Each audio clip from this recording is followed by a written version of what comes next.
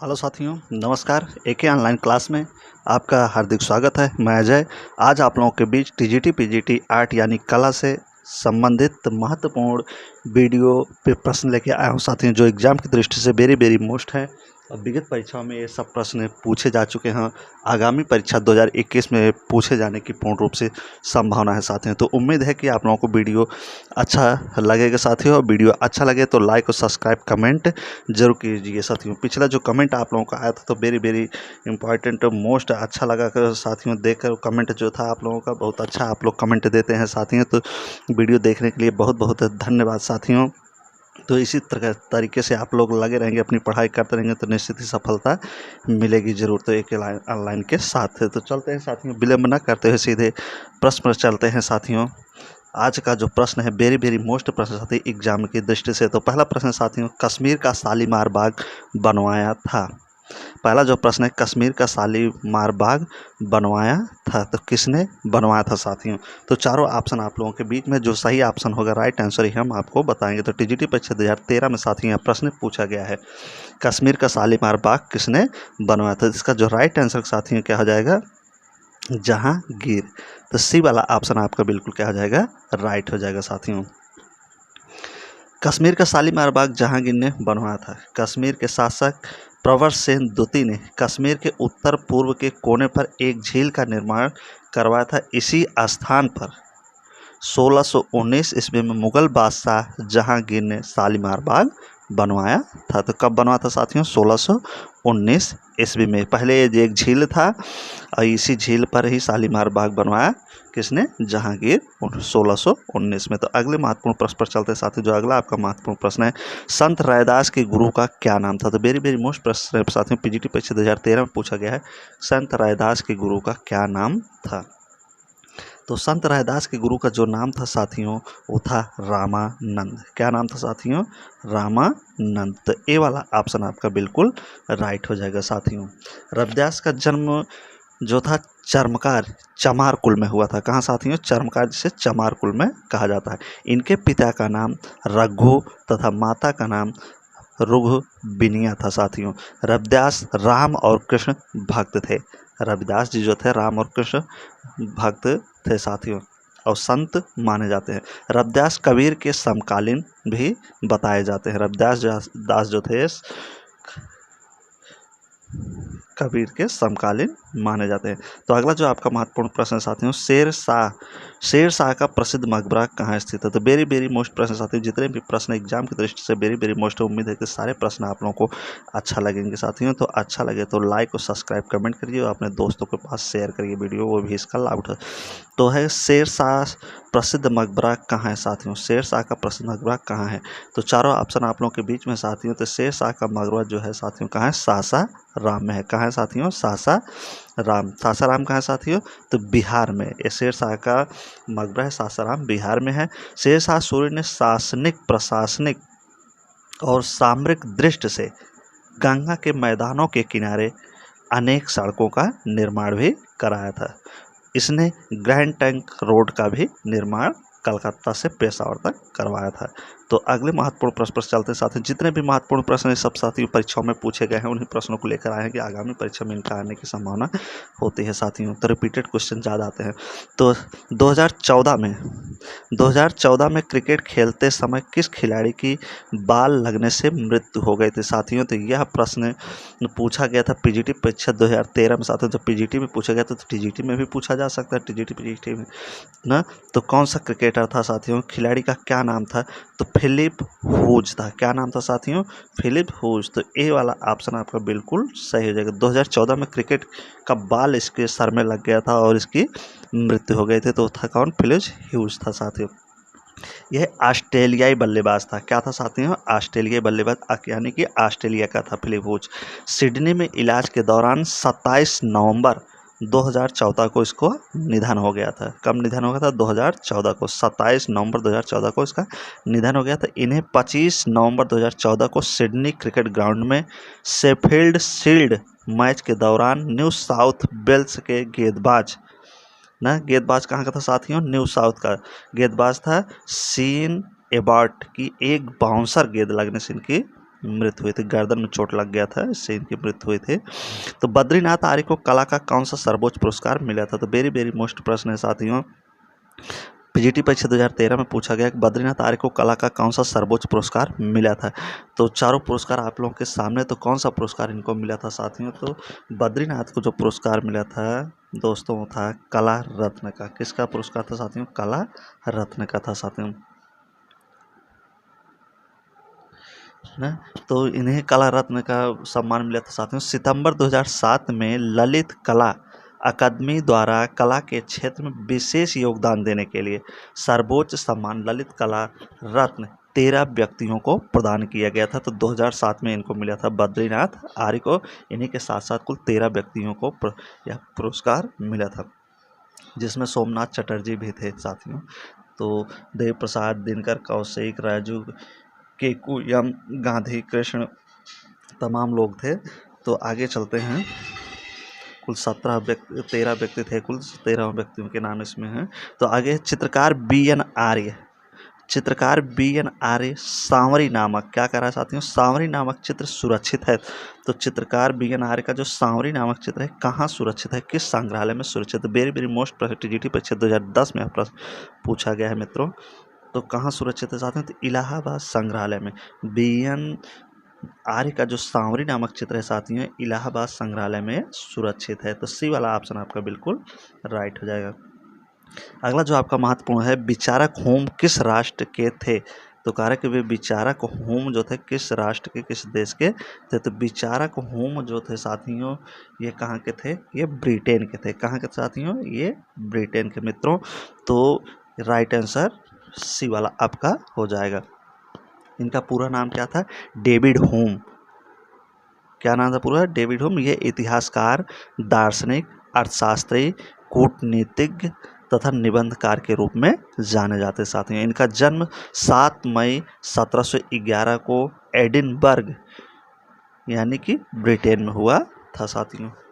तो अगले महत्वपूर्ण प्रश्न पर चलते हैं साथियों। अगला महत्वपूर्ण प्रश्न, हेनरी मूर कहाँ के निवासी थे? तो वेरी वेरी मोस्ट प्रश्न साथियों, हेनरी मूर कहाँ के निवासी? टीजीटी परीक्षा 2013 में यह प्रश्न पूछा गया है कि हेनरी मूर कहाँ के निवासी थे। तो चारों ऑप्शन आप लोगों के बीच में है, सामने है। तो बताइए हेनरी मूर कहाँ के निवासी थे साथियों? तो हेनरी मूर जो थे साथियों इंग्लैंड के थे। कहाँ के थे साथियों? इंग्लैंड के निवासी थे। ये वाला ऑप्शन आपका बिल्कुल राइट हो जाएगा साथियों। हेनरी मूर जो थे 20वीं शताब्दी के अति महत्वपूर्ण ब्रिटिश शिल्पकार थे। कैसे शिल्पकार थे साथियों? ब्रिटिश शिल्पकार थे। इनका जन्म 30 जुलाई 1898 ईस्वी को हुआ था साथियों इंग्लैंड में। अगले महत्वपूर्ण प्रश्न चलते हैं। जो अगला महत्वपूर्ण प्रश्न है, सीवी रमन को नोबेल पुरस्कार किस लिए दिया गया था? तो चारों ऑप्शन आपके सामने। तो किस लिए सीवी रमन को पुरस्कार दिया गया था साथियों? तो वेरी वेरी मोस्ट प्रश्न पीजीटी परीक्षा 2013 में प्रश्न पूछा गया था साथियों। इनको जो पुरस्कार मिला था रमन प्रभाव के लिए। किस लिए मिला था साथियों? रमन प्रभाव के लिए। तो ये वाला ऑप्शन आपका बिल्कुल सही हो जाएगा न। सीवी रमन, इनका पूरा नाम साथियों है चंद्रशेखर वेंकट रमन। सीवी रमन का पूरा नाम है चंद्रशेखर वेंकट रमन को 28 फरवरी 1928 ईस्वी को रमन प्रभाव की खोज के लिए वर्ष 1930 में भौतिकी का नोबेल पुरस्कार प्रदान हुआ था साथियों। अगले महत्वपूर्ण प्रश्न पर चलते हैं। जो अगला आपका महत्वपूर्ण प्रश्न है, किस व्यक्ति को नोबेल पुरस्कार 2 बार मिला? तो वेरी वेरी मोस्ट प्रश्न साथियों, किस व्यक्ति को नोबेल पुरस्कार कितनी बार मिला? तो 2 बार कह रहा है कि 2 बार मिला। तो चारों ऑप्शन आप लोगों के सामने हैं। तो देखिए इसमें बताइए, और जो आपको इम्पॉर्टेंट प्रश्न लगे उसको नोट करिए। वैसे तो इम्पॉर्टेंट सभी परीक्षाओं में पूछे जा चुके हैं साथियों। तो सारे प्रश्नों को आप नोट करते चलिए जो आपको इसमें से ना पता हो। तो पीजीटी परीक्षा 2013 में यह प्रश्न पूछा गया कि किस व्यक्ति को 2 बार नोबेल पुरस्कार मिला है? तो इसका जो राइट आंसर है साथियों मैडम क्यूरी को। किसको मिला था? मैडम क्यूरी को। तो ये वाला ऑप्शन राइट आपका हो जाएगा, मैडम क्यूरी। तो मैडम क्यूरी का वर्ष 1903 में भौतिकी के लिए, मैडम क्यूरी को भी भौतिक के लिए भी पुरस्कार मिला था। कब मिला था? 1903 में। कब मिला था साथियों? 1903 में भौतिकी के लिए अपने पति के साथ रेडियो एक्टिविटी की खोज के लिए और वर्ष 1911 में रसायन शास्त्र में रेडियो तत्वों की खोज के लिए नोबेल पुरस्कार मिला था। तो एक बार भौतिक के लिए और दूसरा रसायन शास्त्र के लिए मिला था। तो भौतिक वाला 1903 में, रसायन शास्त्र के लिए 1911 में जो रेडियो तत्वों की खोज की थी। तो अगले महत्वपूर्ण पर चलते, जो अगला आपका महत्वपूर्ण प्रश्न साथियों, अपू प्रतीक प्रतिनिधित्व करता है। वेरी वेरी मोस्ट प्रश्न साथियों, जो अपू प्रतीक है ये किसका प्रतिनिधित्व करता है? तो चारों ऑप्शन आपके सामने हैं साथियों। तो ये प्रश्न जो था टीजीटी परीक्षा 2013 में पूछा गया है साथियों। तो अपू प्रतीक किसका है? तो ये इसका जो हो जाएगा एशियाई खेलों का। तो डी वाला ऑप्शन आपका बिल्कुल राइट हो जाएगा ना। अपू प्रतीक जो है एशियाई खेलों का प्रतिनिधित्व करता है। वर्ष 1982 के एशियाई खेलों के लिए शुभांकर के रूप में अपू नामक हाथी था। क्या था साथियों? शुभांकर के रूप में अपू नामक हाथी की छवि को प्रदर्शित किया गया था एशियाई खेल में। कब? 1982 में। तो अगला आपका जो मुख्य प्रश्न है, ज्योति भट्ट किस विधा से संबंधित हैं? ज्योति भट्ट जो है किस विधा से संबंधित? चारों ऑप्शन आपके सामने पीजीटी परीक्षा 2013 में पूछा गया साथियों। तो ज्योति भट्ट जो हो जाएंगे साथियों प्रिंट मेकिंग के लिए थे। प्रिंट मेकिंग विधा के लिए जाने जाते हैं ज्योति भट्ट साथियों। ज्योति भट्ट प्रिंट मेकिंग कला से संबंधित है। ज्योति भट्ट का जन्म गुजरात में हुआ था। कहाँ हुआ था साथियों? इनका जन्म गुजरात में हुआ था। एक ग्राफिक चित्रकार भी थे। तो प्रिंट मेकिंग के साथ साथ क्या थे? ग्राफिक चित्रकार भी थे साथियों। इन्होंने वर्ष 1954 से लेकर 69 तक एक चित्रकार के रूप में काम किया था साथियों। तो अगले महत्वपूर्ण जो आपका प्रश्न है, असंबद्ध होता है। इनमें से एक को अलग करना है। 3 एक है, एक अलग है, तो उसको छांटना है, ढूंढना है कि कौन इसमें से अलग है। तो टीजीटी परीक्षा 1999 में प्रश्न पूछा गया। तो इसमें जो अलग है साथियों, ज्योति भट्ट जी हैं। कौन है साथियों? ज्योति भट्ट जी इसमें से अलग हैं। तो कौन है? ज्योति भट्ट जी हैं साथियों। ज्योति भट्ट साथी क्या थे? प्रिंट मेकिंग और ग्रामीण भारतीय संस्कृति की फोटोग्राफी के लिए जाने जाते हैं और बाकी तीनों मूर्तिकार हैं। तो नागजी पटेल, शंखो चौधरी, महेंद्र पांड्या, ये तीनों लोग क्या हैं? मूर्तिकार हैं। जबकि ज्योति भट्ट क्या हैं साथियों? प्रिंट मेकिंग का काम करते हैं। तो इसलिए अलग हो जाएंगे। अगला आपका जो महत्वपूर्ण प्रश्न है, अंजलि इला मेनन इनमें से किससे संबंधित हैं? अंजलि इला मेनन इनमें से किससे संबंधित है? तो चारों ऑप्शन आपके सामने। तो किससे संबंधित हैं? तो 2013 में साथियों पीजीटी में पूछा गया था। अंजलि इलन जो है साथियों ये पश्चिमी बंगाल से हैं। अंजलि इला मेनन का क्या पूछा है? अंजलि इला मेनन इनमें से किससे संबंधित हैं? तो किससे संबंधित साथियों? तो चित्रकला से संबंधित। किससे संबंधित साथियों? चित्र कला से संबंधित है अंजलि इला मेनन। अंजलि इला मेनन चित्रकला से संबंधित है। अंजलि इला मेनन का जन्म पश्चिम बंगाल में हुआ था। ये चित्रकला की चित्रकार से 1958 में अपनी पहली एकल प्रदर्शनी लगाई थी। 2000 में इन्हें पद्मश्री तथा 4 जून 2013 को लाइफ टाइम अचीवमेंट अवार्ड से सम्मानित किया गया था। तो पद्मश्री कब पाई थी? 4 जून 2000 में इन्हें पद्मश्री मिला था और 4 जून 2013 को लाइफ टाइम अचीवमेंट से भी इन्हें सम्मानित किया गया था। अंजलि इला मेनन ने वानगांग, मोदी गिलियानी, अमृता शेरगिल या फिर हुसैन से प्रभावित थे साथियों। तो अंजलि इला मेनन जो थी वानगांग, मोदी गिलियानी, अमृता शेरगिल तथा यमिया हुसैन से प्रभावित थी। तो अगला जो आपका महत्वपूर्ण प्रश्न है साथियों, अंजलि इला मेनन का जन्म स्थान कहाँ है?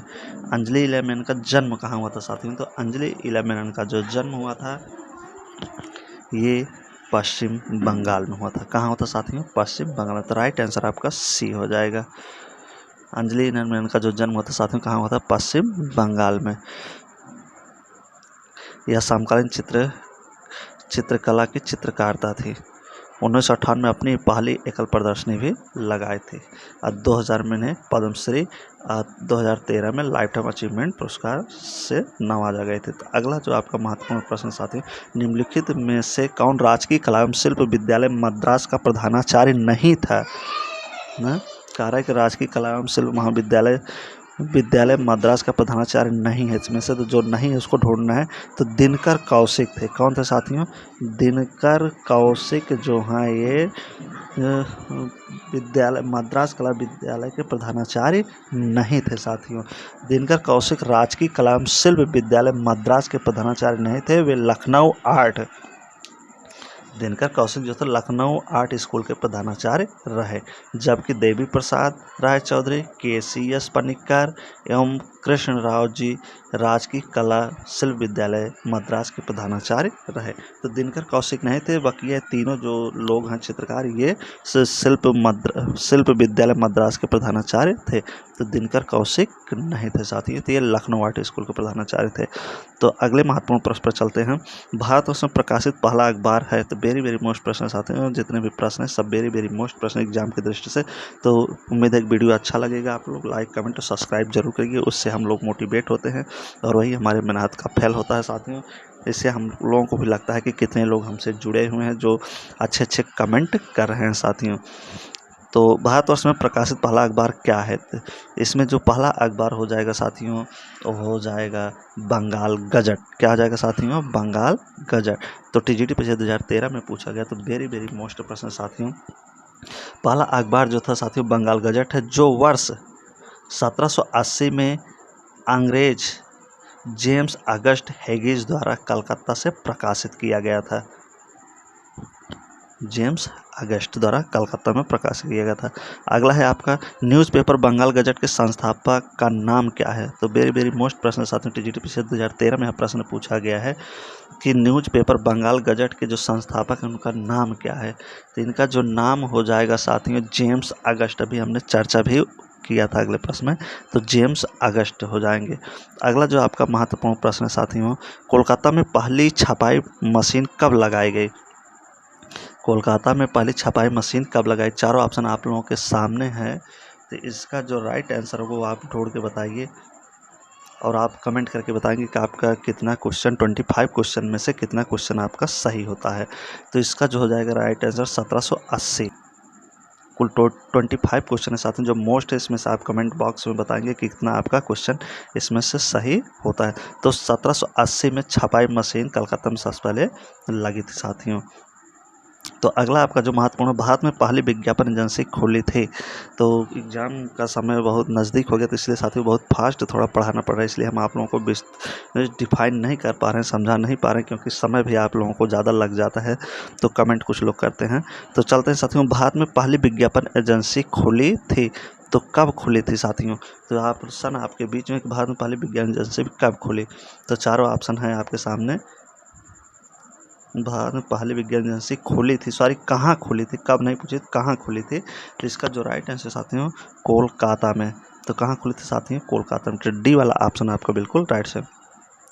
भारत में पहली विज्ञापन एजेंसी कलकत्ता में खुली थी। यह विज्ञापन एजेंसी वर्ष 1780 में कब खुली थी साथियों? ऊपर भी क्वेश्चन में था ना कि कलकत्ता में खुली थी, कब खुली? 1780। तो 1780 में कलकत्ता में खुली थी। तो किसने खोला था? जेम्स अगस्ट हेगिस द्वारा स्थापित की गई थी या खोली गई थी, जिसमें समाचार पत्र बंगाल गजट से प्रारंभ होता था। सबसे पहले इसमें जो समाचार पत्र छपा क्या था? बंगाल गजट था साथियों। तो अगले महत्वपूर्ण प्रश्न पर चलते हैं। छपाई कला की खोज हुई थी, छपाई कला की खोज हुई थी। TGT परीक्षा 2013 में साथियों प्रश्न पूछा गया छपाई कला की खोज हुई थी तो कहाँ से हुई थी? तो इसका जो राइट आंसर साथियों चीन से। कहाँ से हुई थी? चीन से। तो छपाई कला की जो खोज हुई थी साथियों चीन से हुई थी। छपाई कला की खोज सबसे पहले चीन में हुई, लगभग 7वीं सदी में। कब हुई थी साथियों? 7वीं सदी में। ये चीन द्वारा वुड ब्लॉक पेंटिंग के माध्यम से छपाई कला का प्रयोग किया गया था। किसके माध्यम से? वुड ब्लॉक पेंटिंग के माध्यम से चीन में सबसे पहले छपाई की गई थी 7वीं शताब्दी में। तो अगला आपका जो महत्वपूर्ण प्रश्न है, बाबर को किस पद शैली का जन्मदाता माना जाता है? तो वेरी मोस्ट प्रश्न साथियों PGT परीक्षा 2013 में पूछा गया था, बाबर को किस पद शैली का जन्मदाता माना? तो मुबाइयान। क्या हो जाएगा साथियों इसका राइट आंसर? मुबाइयान पद शैली का। तो बाबर को मुबाइयान पद शैली का जन्मदाता माना जाता है। तुझके ए बाबरी बाबर की प्रसिद्ध कृति है। आमिर अली शीर के अलावा तुर्की कविता की रचना करने वाले बाबर दूसरा व्यक्ति माना जाता है या व्यक्ति था। तो अगला जो आपका महत्वपूर्ण प्रश्न है, तुझके बाबरी के लेखक कौन है? तुझके बाबरी के लेखक कौन है? तो चारों ऑप्शन आपके सामने साथियों। तो तुझके बाबरी के लेखक जो हैं साथियों वो बाबर थे। कौन थे साथियों? बाबर थे। तो राइट आंसर बी आपका हो जाएगा, बाबर थे। अगला जो आपका महत्वपूर्ण प्रश्न है, कलमकारी क्या है साथियों, वेरी वेरी मोस्ट प्रश्न। कलमकारी का संबंध किस राज्य से है? तो कलमकारी का संबंध किस राज्य से साथियों? आंध्र प्रदेश, उत्तर प्रदेश, बिहार, छत्तीसगढ़। तो किस प्रदेश से साथियों? तो इस प्रश्न का उत्तर अगर आप चाहें तो कमेंट बॉक्स में बता सकते हैं, या तो कहें मैं ही बता दूं। तो चलते हैं वैसे इस उत्तर को हम आप देखते हैं, इस उत्तर को आप लोग कमेंट बॉक्स में दें तो ज़्यादा से ज़्यादा बढ़िया है। कलमकारी का संबंध किस राज्य से है साथियों?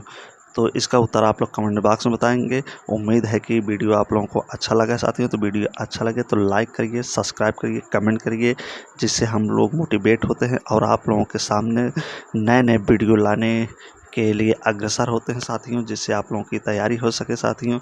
और वीडियो आप लोग अपने दोस्त यार मित्र के पास भी शेयर करें, जिससे वे भी इसका निःशुल्क रूप में फ़ायदा उठा सकें और अच्छी तैयारी कर सकें। तो चलते हैं साथियों, जब तक नेक्स्ट वीडियो लेके आएंगे तब तक के लिए best of luck. So thank you, धन्यवाद। वीडियो देखने के लिए बहुत बहुत thank you. Like comment subscribe के लिए बहुत बहुत थैंक यू, धन्यवाद।